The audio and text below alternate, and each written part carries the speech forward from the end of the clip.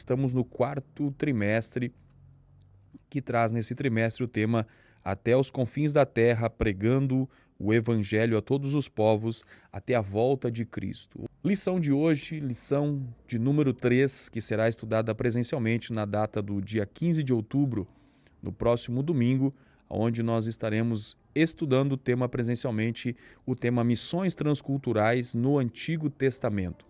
A nosso textuário está registrado em Isaías, capítulo 49, versículo 6, que diz assim: Disse mais: Pouco é que sejas o meu servo, para restaurares as tribos de Jacó e tornares a trazer os guardados de Israel. Também te dei para a luz dos gentios, para seres a minha salvação até a extremidade da terra. Verdade prática diz que o amor de Deus para com as nações deve ser o mesmo objetivo de todos os que militam pela salvação das almas perdidas. O nosso textuário está falando uma mensagem profética a respeito da intenção de Deus alcançar os povos com a sua salvação. Esse texto aqui também ele é relacionado tanto a Israel como ao Messias prometido, ao Messias que viria. Nós hoje estaremos estudando então sobre esse tema e a palavra-chave da nossa lição de hoje é o Antigo Testamento, porque nós estamos abordando o tema relacionado a missões e esse tema nós já entendemos lá no capítulo, na lição de número 1, a respeito da abrangência deste projeto de missões, que ele não é limitado, mas ele é muito amplo. Nós aprendemos na lição de número 2 que o plano da salvação de Deus ele começa a entrar em execução quando ele chama Abraão e através da sua descendência que ele traria a salvação então para toda a terra. Nós vemos que a salvação, a solução para o problema do pecado que aconteceu no Jardim do Éden através de Adão e Eva, ele é prometido a solução quando o Senhor fala a Adão dizendo que da semente da mulher nasceria aquele que pisaria a cabeça da serpente. Ali está uma promessa, todos nós vamos concordar que ali está uma promessa de que Deus iria solucionar aquele problema que estava instaurado ali no Éden com o advento de um redentor, de um remidor, de um salvador que seria da semente da mulher.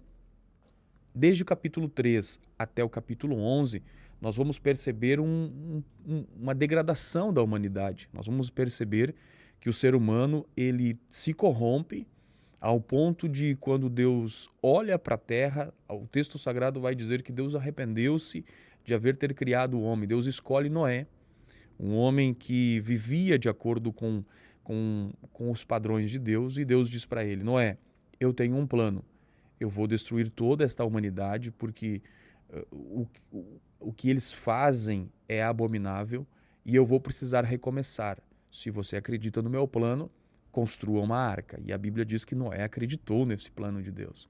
Noé acreditou nesse plano que Deus havia dito a ele e começou a construir a arca.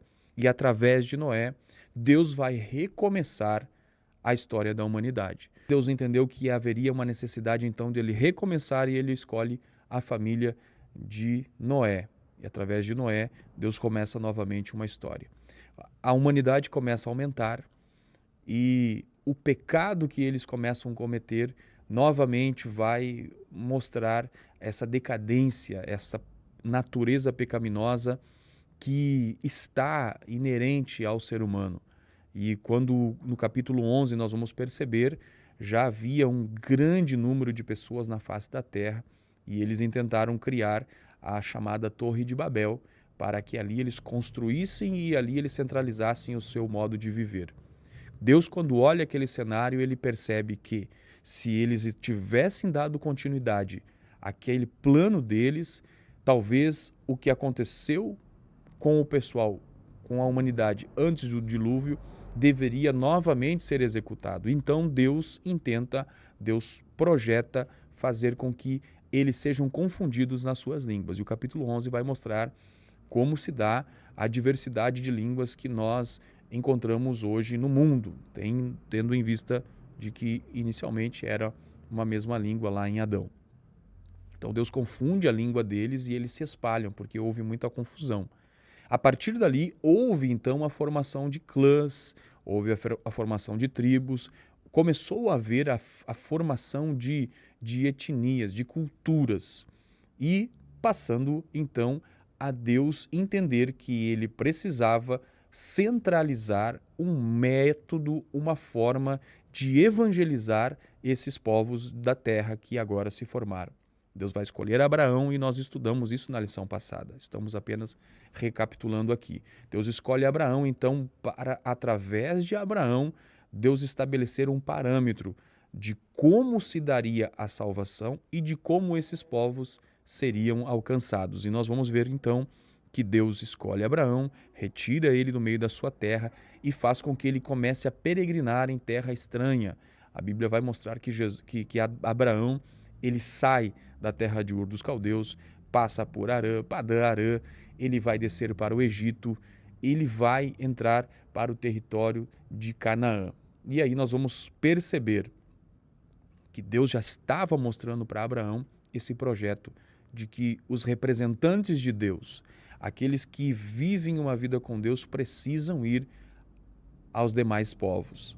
E aí, através da descendência de Abraão, Deus prometeu abençoar todas as famílias da terra.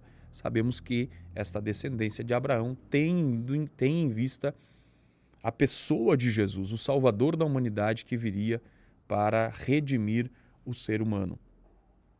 E todas as famílias da terra, independentemente de nacionalidade, de etnia, de cultura, seria alcançada por esta descendência de Abraão. Mas, através da descendência de Abraão também, Deus vai conduzir esse plano redentor. Deus vai fazer com que esta descendência de Abraão tenha um papel fundamental na história da redenção.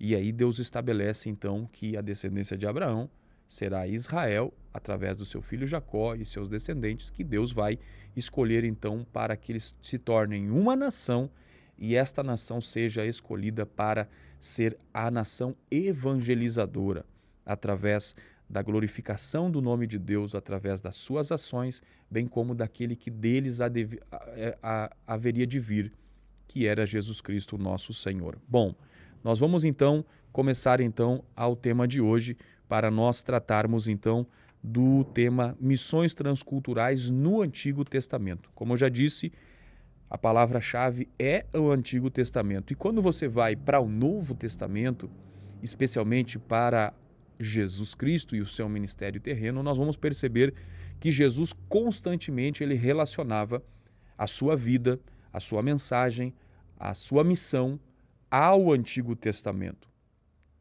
Diversas vezes Jesus vai fazer menção daquilo que estava acontecendo consigo com aquilo que estava escrito no Antigo Testamento. Então nós vamos perceber esta importância do Antigo Testamento na vida de Jesus, bem como no processo de alcance da humanidade. Então o Antigo Testamento ele tem real importância no plano da salvação.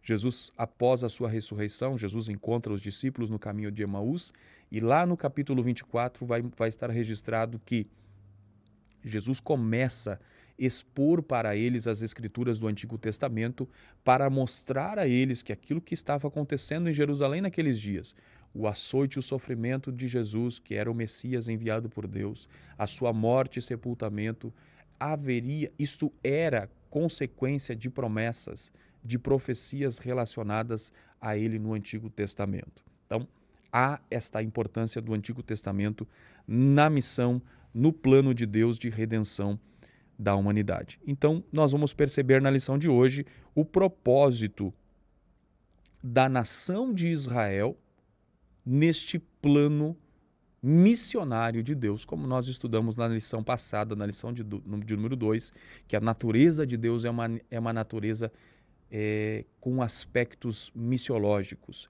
Todos os aspectos de Deus indicam este avanço em direção aos necessitados, aos perdidos.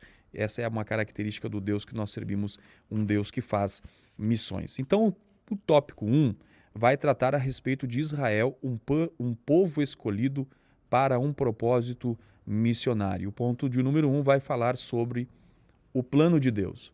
Então, o tema de hoje vai abordar nesse aspecto a importância de Israel no plano de salvação da humanidade, no plano das missões. Então, nós vamos entender aqui o plano de Deus. E nós vamos ver que o plano de Deus com Israel, ele está lá registrado lá no livro de Êxodo, capítulo de número 19 e o versículo 6, quando o Senhor fala a eles: "E vós me sereis um reino sacerdotal e o povo santo.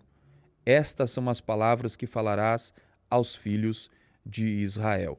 Quando nós percebemos aqui esta missão que Deus vai dar para o povo de Israel, com o aspecto deles serem um reino sacerdócio, um reino sacerdotal e um reino de um povo santo, vai mostrar um padrão que Deus estabelece para Israel, com o intuito de, através desse padrão, através desse formato de povo, eles pudessem alcançar os demais povos da terra através do seu modo de viver, que deveria ser uma forma de honrar a Deus. Quando a gente vai observar esse aspecto de reino sacerdotal, nós vamos perceber que era um reino que indicava a necessidade de uma mediação entre Deus e os homens. Então, para isso, eles precisavam ocupar-se, eles precisavam observar os aspectos cerimoniais que Deus haveria de dar para eles nos aspectos da lei, a respeito dos sacrifícios, a respeito da expiação e tudo que englobava aquele modo de adoração e de culto deles. Indicava que eles precisavam constantemente estar na presença de Deus, se colocando na condição de pecadores e de que precisavam ser remidos, serem expiados dos seus pecados para que eles pudessem ter realmente comunhão com Deus. Fato esse que era diferente de todas as demais religiões do mundo oriental daquele tempo. Naquele tempo, as religiões que existiam lá, eles não tinham como base um parâmetro como o povo de Israel vai ter. O parâmetro das religiões antigas eram padrões estabelecidos a partir de um pensamento relacionado ao ser humano. A origem era humana. Então, quando você vai perceber aquele relato de um bezerro de ouro que é construído lá quando o povo de Israel já está trilhando pelo deserto, você vai perceber que aquele bezerro que surge ali é um elemento que surgiu de dentro deles. Ou seja, essa era a cultura do povo das religiões pagãs.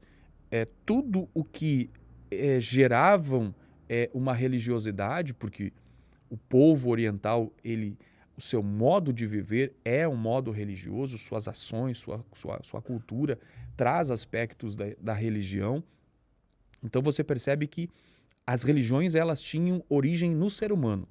Mas quando Deus chama Israel e Deus mostra para Israel como eles devem se comportar, eles precisam ser uma nação sacerdotal, um reino sacerdotal, porque eles precisam entender que eles são pecadores e precisam ser redimidos por Deus. Eles também vão ser um povo santo. E para isso eles precisavam ter a consciência do que era impureza e do que era santidade, do que era pecado e do que não era. Então, por isso Deus vai entregar a eles as suas leis, por isso Deus vai entregar a ele os aspectos do culto cerimonial, para que eles pudessem, diante das demais nações, serem consideradas, serem vistas como um povo santo, um povo zeloso e que servia a um Deus verdadeiro e não servia um Deus que era fruto da sua imaginação, fruto do seu egocentrismo, fruto da sua vaidade, fruto das suas ambições.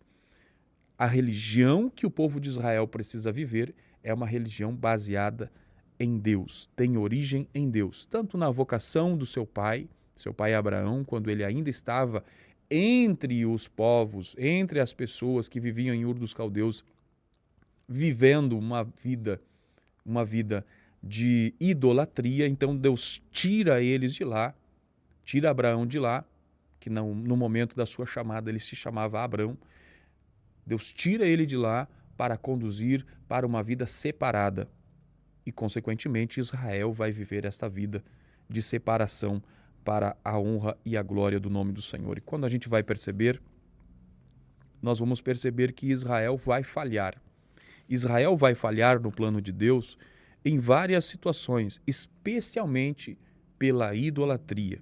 Nós vamos perceber que a idolatria foi uma das causas que mais fez o povo de Israel pecar. E aí nós sabemos que a idolatria, ela é algo que está inerente a uma vaidade humana. A idolatria, ela é construída a partir de uma alma que está dominada pelo sentimento de avareza, pelo sentimento de ambição, pelo sentimento de vaidade. Diversas vezes, quando o povo de Israel estava passando por circunstâncias boas, eles se desviavam do caminho do Senhor.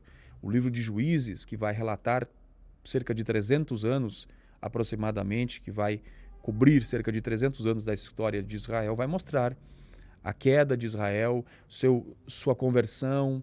A partir do momento que Deus dava livramentos para eles, Deus dava paz para eles, eles se desviavam, ou seja, se ensoberbeciam, ficavam vaidosos, ficavam cheios de si, cheios de arrogância e não mais dependentes de Deus, e com isso criavam ídolos dentro de si, ou ídolos que substituíam a adoração ao nome do Senhor. Então, a idolatria foi uma das questões que fez com que o povo de Israel falhasse no plano de Deus. Por quê? Eles eram para ser diferentes das demais nações, e quando nós vamos observar os grandes pecados de Israel, que levaram Deus a irar-se com eles, permitir eles passarem por circunstâncias de adversidades, era o fato de eles terem sido idólatras. Não somente isso, mas também a sua apostasia. Diversas vezes a Bíblia Sagrada vai registrar que Israel se torna culpada de apostasia espiritual quando volta-se as costas para deuses estranhos ao invés do Deus verdadeiro. Nós vamos perceber também que Israel vai falhar quando Israel ele deixa de observar os mandamentos de Deus. Deus deixou muito claro qual era o padrão desta nação, qual era a forma de condução deles.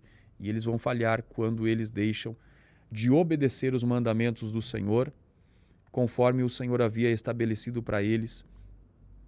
E Israel vai não apenas falhar nos mandamentos, como consequência disso, vai praticar imoralidades, vai praticar a injustiça social, vai viver uma vida sem a ética do padrão de Deus, bem como também eles vão voltar-se às costas para Deus. Outro aspecto da falha de Israel no seu projeto de missões, no plano que Deus tinha de missões para eles, foi quando eles rejeitaram a mensagem dos profetas. Diversas e diversas vezes Deus encaminhou ao longo da história, Deus enviou profetas para chamar o povo à retidão e à obediência. Deus sabia que o povo de Israel não seguiria sempre 100% em obediência a Ele. Por isso Deus levanta profetas, Deus levanta sacerdotes para repreender o povo, para conduzir o povo no caminho da verdade. Mas o problema que aconteceu foi o fato de Israel muitas vezes ter rejeitado, ter perseguido e até ter matado os profetas que Deus havia enviado para repreensão, para corrigi-los, para tirar eles daquela apostasia, daquela idolatria e conduzi-los eles novamente para adoração a Deus. Então, o aspecto da falha de Israel a gente vai ver também, então, nessa rejeição aos profetas de Deus, que não era uma rejeição aos profetas, mas era a Deus. Quando Samuel está entristecido com relação à rejeição do povo a ele e pedia que Samuel elegesse um rei dentre eles, Deus vai deixar muito claro a Samuel, dizendo: Samuel, fica tranquilo, Samuel, não é a ti que eles estão rejeitando, eles estão rejeitando a mim. Os profetas foram rejeitados na missão que Deus havia os dado para eles conduzirem o povo à sua vontade, né? Sem contar a rejeição de Cristo Jesus. Quando o Messias vem, eles vão rejeitar o Messias.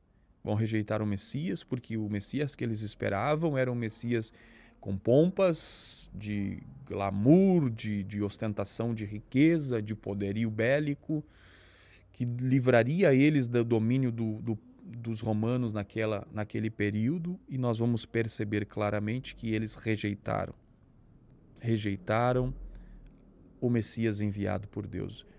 O próprio Evangelho vai escrever que Jesus veio para os que eram seu. Jesus veio para os seus, mas os seus não o receberam. Então nós vemos aspectos aí da falha de Israel nesse processo de Deus conduzir esta nação para ser uma nação que vai estar cumprindo um propósito missionário.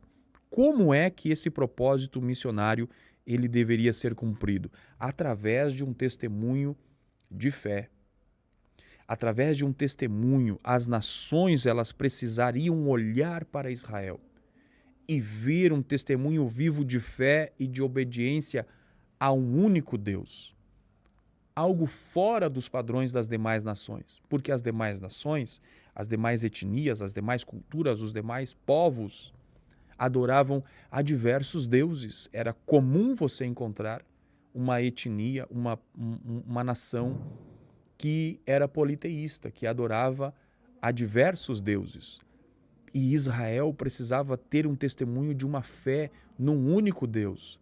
A fé de que eles serviam e adoravam a um Deus, e isso deveria ser apresentado através das suas ações, através daquilo que da sua conduta de ética e de princípios estabelecidos por esse Deus a quem eles serviam.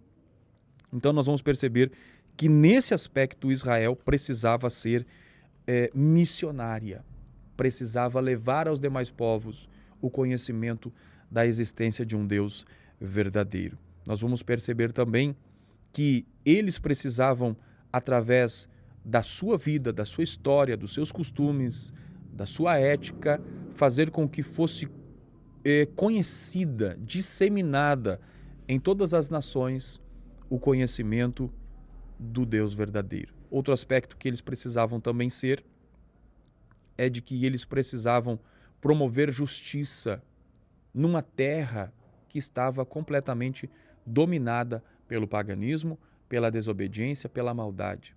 Eles não poderiam viver de forma que virasse as costas para Deus, ao ponto de a sua conduta ser uma conduta injusta, uma conduta imoral. E quando você vai ler o livro do profeta Abacuque, capítulo de número 1, você vai perceber lá o quão terrível eram as ações de injustiça daquele povo. O povo de Deus desviou-se de tal maneira que todas as suas práticas eram abomináveis e se igualavam às demais nações de outros povos. Veja o perigo disso, da missão deles que estava sendo falhada, porque eles falharam em tornar um padrão de ética, de conduta, de moral diante das demais nações. Enquanto as demais nações adoravam e serviam seus falsos deuses, eles deveriam, através da sua conduta, mostrar como eles precisavam voltar-se para um Deus verdadeiro, um Deus único. Ainda no tópico 1, nós estamos falando no tópico 1 sobre Israel, um povo escolhido para o propósito missionário. E no ponto 1 nós falamos sobre o plano de Deus de Israel, o plano de Deus com Israel.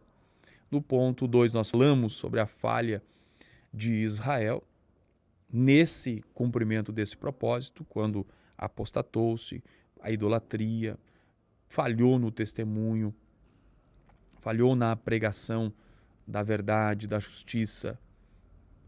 E no ponto 3, que nós vamos ver agora, nós vamos ver em que aspecto Israel contribuiu para que o mundo fosse alcançado pelo Evangelho e pela salvação. O povo de Israel tem os seus aspectos que eles proporcionaram para que o plano de Deus se cumprisse. Aquilo que Deus havia conversado com Abraão lá no Gênesis 12 haveria de se cumprir, porque Deus não se engana. Quando Deus escolhe alguém, ele tem certezas, ele não fica, a sua escolha não é relativizada. Quando Deus escolhe é porque ele sabe que ele pode confirmar e completar a boa obra que ele começou. E Israel, ele vai ter os seus aspectos, sim, o seu aspecto de contribuição para que o Evangelho de Deus alcançasse o mundo. Dentre eles, nós vamos perceber a preservação das Escrituras. Na lição passada, nós comentamos a respeito de que o Antigo Testamento fala a respeito de missões. E que se Cristo não tivesse mencionado a respeito de missões, nós teríamos base suficiente no Antigo Testamento para nós entendermos que aqueles que são salvos em Cristo Jesus precisam sim fazer missões. Então, a preservação da Escritura Sagrada foi um dos aspectos positivos, foi um dos aspectos em que nós podemos reconhecer que Israel contribuiu para a proclamação do Evangelho de Deus. Outra coisa que nós vamos perceber são as transmissões das tradições orais, de tudo aquilo que o povo foi transmitindo uns aos outros do conhecimento. Foi importante, sim, para que a cultura daquele povo se firmasse. Nós vamos saber através da história que por diversas vezes, por diversos períodos na história de Israel, os livros da lei, dos mandamentos de Deus haviam se perdido. Então, aqueles que tinham contato com a história do seu Deus, a história da salvação de Israel, do Egito, era através da transmissão oral, daqueles que transmitiam à sua descendência o conhecimento de Deus. Então nós vamos perceber a importância disso, inclusive quando eles transmitiam as tradições ou a história do seu povo através da sua fala, da transmissão oral da mensagem do Evangelho. Nós vamos também entender que eles foram importantes na questão da tradução da Escritura. Por quê? A tradução das Escrituras para outros idiomas foi um papel importante na proclamação da mensagem do Evangelho de Deus, ou seja, as traduções das Escrituras hebraica como a Septuaginta no grego, do aramaico para o latim e a partir daí para outros idiomas, como nós temos hoje na nossa Bíblia em português, foi importante, foi a partir de um povo que Deus escolheu e que tratou a Escritura Sagrada como algo extremamente importante. Então, Israel contribui sim para que o plano de Deus possa ser transmitido às demais nações. Como nós saberíamos ser que a nossa origem, se não fosse através da Escritura de Gênesis? Como nós saberíamos do plano de Deus para nós se não tivéssemos o Gênesis, se nós não tivéssemos a história do povo judeu, que eram sombra, tudo que eles viveram, toda a sua história, todos os rituais que eles praticavam no seu culto a Deus, como sombra daquilo que a igreja de Cristo viveria agora no período da graça. Então você percebe, esse povo de fato foi um povo que teve o seu papel de importância no reino de Deus. Então, tópico 1, Israel, um povo escolhido para o propósito de Deus. Vimos então que a contribuição de Israel foi a respeito da preservação da palavra de Deus. Sem contar de que muitos povos vieram a Israel e se converteram, né? No período de Jesus, no período da igreja primitiva, haviam muitos prosélitos, que eram aqueles que se convertiam ao judaísmo né, se convertiam à religião dos judeus. E nós vamos perceber que Deus tinha nisso a intenção, através de Israel, alcançar as demais povos. E agora, no tópico de número 2, nós vamos tratar sobre o amor de Deus para com outras nações. Vamos ao tópico 2. Tópico 2, vamos falar sobre o amor de Deus para com outras nações. Nós já vimos na lição anterior, e aliás, esse trimestre traz um aspecto muito peculiar dentre os que nós temos visto nos últimos tempos. Ele traz uma relação muito próxima de um tópico tanto anterior como o tópico seguinte. Então, são temas que eles se entrelaçam, né? Eles se coincidem, eles se relacionam, eles se encontram em diversos momentos do nosso comentário. Então, é importante que o professor tenha cuidado nisso para não ficar muito detido na lição passada, não estar muito na lição futura, mas tratar a lição presente, a lição que está em apreço na ocasião em que nós estamos estudando. E aqui nós estamos na lição 1, na lição 3. Mas, nesse tópico, nós vamos ver aqui que o amor de Deus para com outras nações. E nós estudamos na lição passada sobre qual é a plataforma onde Deus faz missões. E a plataforma, a base é o amor dele. Então, o amor de Deus para com outras nações. E nós vamos perceber aqui no contato dos tópicos aqui da nossa exposição, nós vamos perceber algumas ocasiões em que Deus alcançou outras nações através daqueles que descendiam do povo de Israel, descendiam de Abraão. Então, nós vamos perceber que tanto os episódios em que os judeus, israelitas, tiveram contato com outros povos e foram influência para eles, nós vamos perceber também que as profecias, elas dão indícios no Antigo Testamento da idealização de salvação da parte de Deus para com toda a humanidade. Nós vamos perceber através das profecias, inclusive do texto áureo que nós lemos aqui, a preocupação de Deus de alcançar outras nações com a mensagem de salvação, deixando muito clara que esta mensagem, essa missão transcultural existe sim no Antigo Testamento através tanto do povo de Israel, bem como das profecias. Isaías 49:6 vai dizer: pouco é que sejas meu servo para restaurares as tribos de Israel, ou seja, o projeto estava com a nação de Israel e também tornares a trazer os guardados de Israel. Aqui fica claro a intenção de Deus com o povo de Israel. Também te dei para a luz dos gentios. E aqui fica claro, tanto Israel como o Messias, eles tinham um propósito de alcançar as demais nações. Por que se chama gentios aqui? Porque gentios eram considerados todos aqueles que não eram judeus, todos aqueles que não eram descendentes de Abraão, aquele que não servia ao Deus verdadeiro, ou melhor, que não era descendente de Abraão, era considerado gentio. Quando Jesus vem e ele estabelece a sua igreja, passa a existir agora mais um povo.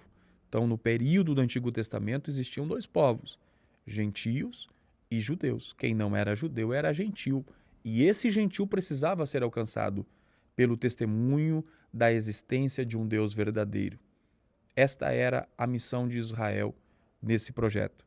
Então, quando vem a igreja agora a igreja ela também é um povo eleito. Então, hoje, na estrutura da visão de Deus de humanidade, Deus vê Israel, Deus vê a igreja e Deus vê os gentios, sendo que os gentios eles precisam ser alcançados pela mensagem do evangelho até os confins da terra. Então nós vamos perceber que no Antigo Testamento, sim, toda a condução da história vai mostrar Deus quer alcançar as demais nações. Através dos profetas nós vimos isso. Mas nós temos um episódio que está registrado no primeiro livro dos Reis, capítulo 17, quando surge no cenário o profeta Elias. O profeta Elias vai entrar no cenário de Israel quando Israel está vivendo uma decadência moral. Nós uma apostasia espiritual. Nós comentamos a respeito disso anteriormente, que diversas vezes o povo de Israel se desviou da presença de Deus, fazendo com que eles falhassem no seu plano de que Deus tinha para com eles. E quando Israel está vivendo nesses dias que surge o profeta Elias, Israel, aqui sendo o reino do norte, ele vai ser um povo, ele está sendo um povo desviado, porque tem um rei que está governando, que chama-se Acabe, que está sofrendo influências de sua esposa. E esta esposa dele era uma esposa que não era descendente de Abraão, ela vinha de uma nação que era uma nação gentílica, era uma nação que adorava falsos deuses, tinha uma idolatria a falsos deuses. E quando Acabe casa-se com essa mulher, ao invés dele ser influência para aquela mulher, o que vai acontecer? Ela vai ser influência na vida de Acabe e, consequentemente, Acabe e Jezabel, a sua mulher, vão ser influência para o restante da nação, estabelecendo culto aos ídolos pagãos, desviando-se da adoração ao Deus verdadeiro. Então, quando Elias surge no cenário, Elias vai surgir profetizando uma crise hídrica, porque ele disse que não choveria durante o período até que ele dissesse uma nova palavra sobre a chuva.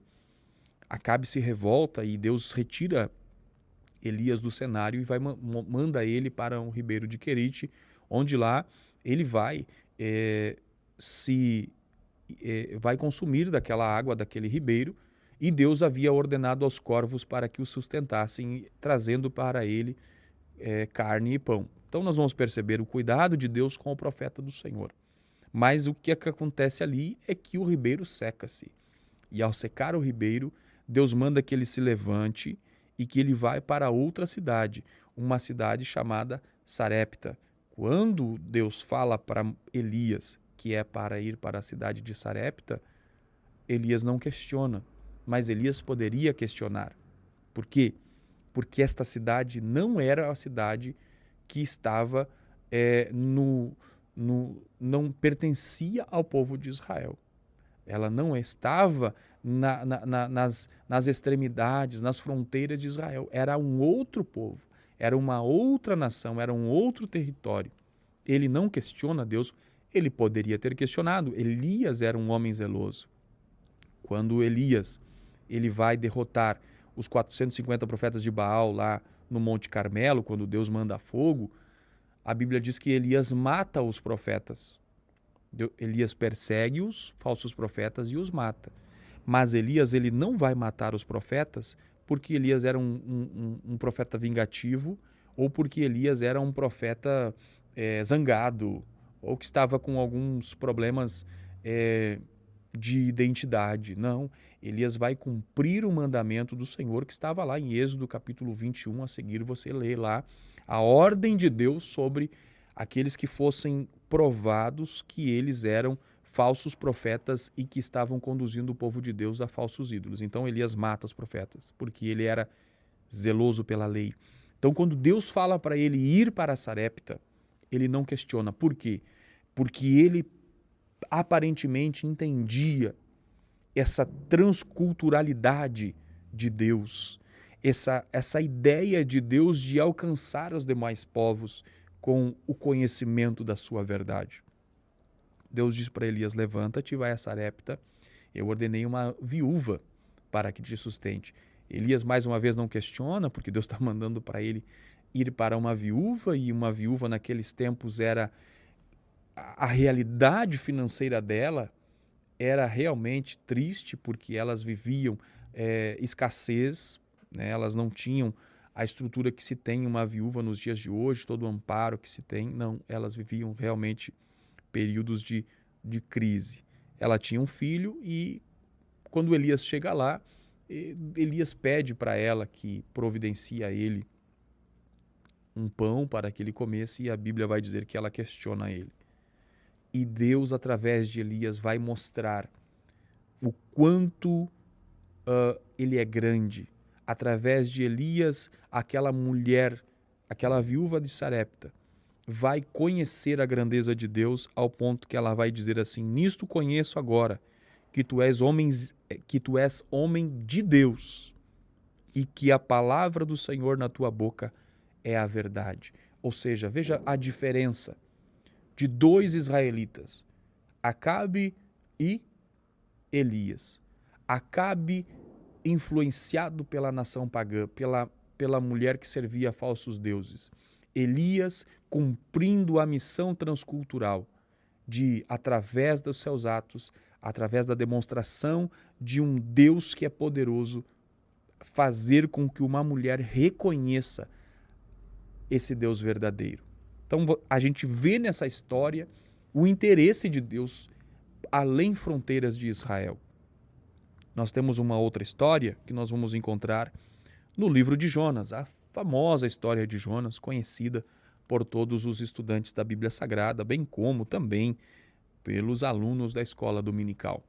Nós vamos ver através da história de Jonas que Deus tinha a intenção de punir uma cidade chamada Nínive. Eram outros povos, mas Deus queria tratar com eles. E Deus manda o seu profeta. O seu profeta entende que se ele vai até lá, eles poderiam se arrepender e Deus mudar o seu caminho. E a Bíblia diz que ele tenta fugir. Bem conhecida a história. Ele tenta fugir, ao invés de ir para um lugar, ele vai para outro. E Deus faz com que ele seja lançado ao mar através de uma tempestade que sobrevém sobre aquela embarcação. E Deus vai levar Jonas até aquele lugar. Quando Jonas chega lá, ele anuncia para aquela cidade, a cidade de Nínive, que tinha cerca de 200 mil pessoas, aproximadamente. Ele vai pregar a mensagem de juízo de Deus. E, quando ele prega, ele vai esperar o resultado. E o resultado que ele percebe é o resultado de uma inteira se mover em direção a Deus em arrependimento. Veja só, é uma cidade pagã, é uma cidade que era má, porque os assírios eram maus. A sua forma de se conduzir na história vai mostrar a crueldade que imperava naquele povo. Possivelmente, Jonas também tentou fugir de lá, porque ele entendia que daqui a pouco poderia ser morto por aquele povo.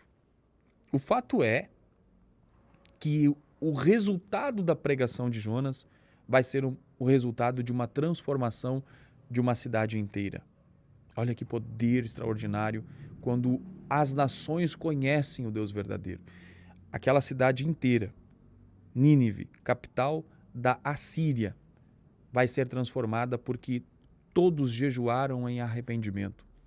Tanto do maior quanto ao menor, desde os animais, jejuaram em arrependimento, em oração a Deus, e a Bíblia diz que Deus muda o seu veredito a respeito daquela cidade, de modo que Deus os perdoa e o seu intento agora ele é aplacado. Jonas entendeu que aquilo que ele estava pregando, o conhecimento do Deus verdadeiro, realmente era a mensagem que todos os povos precisavam ouvir. Ele ficou aborrecido pela maldade que havia naquele povo e no olhar de Jonas era um olhar de justiça, o fato de Deus querer matar aquela nação, aquela sociedade, aquela cidade, mas ele vai saber que o poder de quem conhece a Deus verdadeiro e se arrepende, a transformação ela é grandiosa. Então nós vemos através de Elias, através de Jonas, através das profecias do Antigo Testamento, o plano de Deus, o amor de Deus para com outras nações. Veja que coisa extraordinária o amor de Deus. Quando o amor de Deus é entendido pelas nações, há a transformação. Por isso da importância desta proclamação não ficar aquém fronteiras, mas ir além, ir adiante, ultrapassar as barreiras culturais para que possa as demais nações alcançar o Evangelho de Jesus Cristo. Meus irmãos, nós estamos estudando hoje missões transculturais no Antigo Testamento. O tema desse trimestre é Até os Confins da Terra, pregando o Evangelho a todos os povos até a volta de Cristo Jesus. Muito bem. Tópico 3 vai falar sobre as alianças entre Deus e a humanidade no Antigo Testamento. Nós vamos perceber que com a queda do homem, toda a criação ficou sujeita. Toda a criação ficou sujeita ao pecado, conforme nós vemos a narrativa de Gênesis 3, 1 a 6, Romanos 8 a 20. Entretanto, Deus providenciou meios para redimir a humanidade e restaurar a comunhão perdida. Olha só, vale a pena nós lembrarmos a respeito daquela passagem que nós já mencionamos aqui, lá de Gênesis 3,15. Nós vamos ver que alguns fatores, algumas coisas são importantes nós observarmos nesta aliança que Deus faz, nesta promessa, nesta providência que Deus faz de salvação. E Gênesis 3,15 vai nos mostrar que a salvação ela é operada por Deus. A salvação ela é operada por Deus.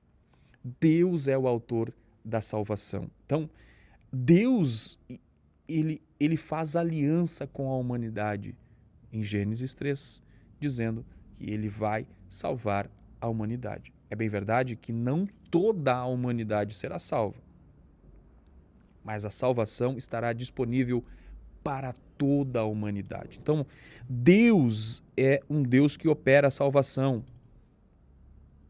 Deus é a fonte, é a origem da salvação. A salvação pertence a Deus e Deus é a única esperança de salvação para a humanidade. Segunda coisa que nós vamos observar nesta aliança que Deus faz de salvação para a humanidade, lá em Gênesis 3,15, é que a salvação vai destruir Satanás, o inimigo da humanidade. Ou seja, aquele que viria, pisaria a cabeça da serpente, ou seja, todo o mal que dominava a humanidade, agora a humanidade vai ser livre dele. Aquele que se entrega ao Evangelho, ele já não está mais sob o domínio do mal. Satanás não tem domínio sobre ele. E isso mostra que a salvação operada por Deus através desta aliança linda e gloriosa é que a salvação liberta o homem do domínio de Satanás. Outro ponto, ela afetará toda a humanidade, como eu já falei, porém dependerá daqueles que aceitarem esta salvação.